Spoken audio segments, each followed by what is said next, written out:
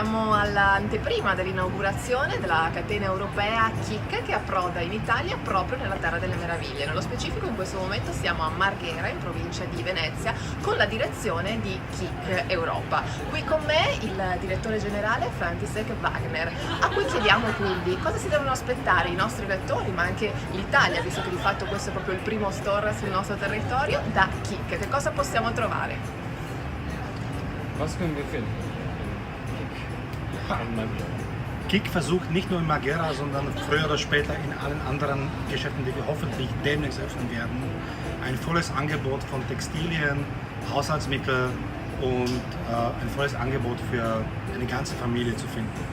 Cosa troviamo a KiK questi negozi che vogliono espandere in tutta l'Italia e un'offerta completa di abbigliamenti, di decorazione e tutto per la casa, per tutta la famiglia.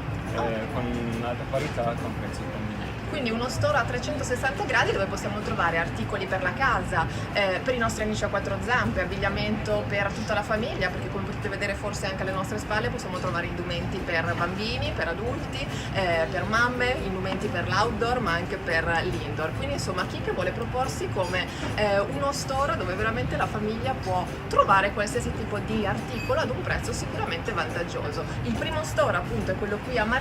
Quali saranno le prossime mosse e come vi espanderete in Italia? Wir erweitern uns in ganz Italien.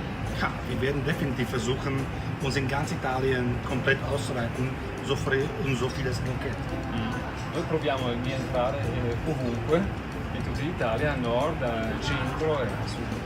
Va bene, quindi sicuramente gli obiettivi sono ambiziosi per la catena, noi non resta che fare un grosso in bocca al lupo e ricordiamo che da domani, martedì 10 ottobre, lo store KiK di Marghera in provincia di Venezia vi aspetta. Ci sono numerose offerte vantaggiose, quindi ci vediamo da domani a Marghera.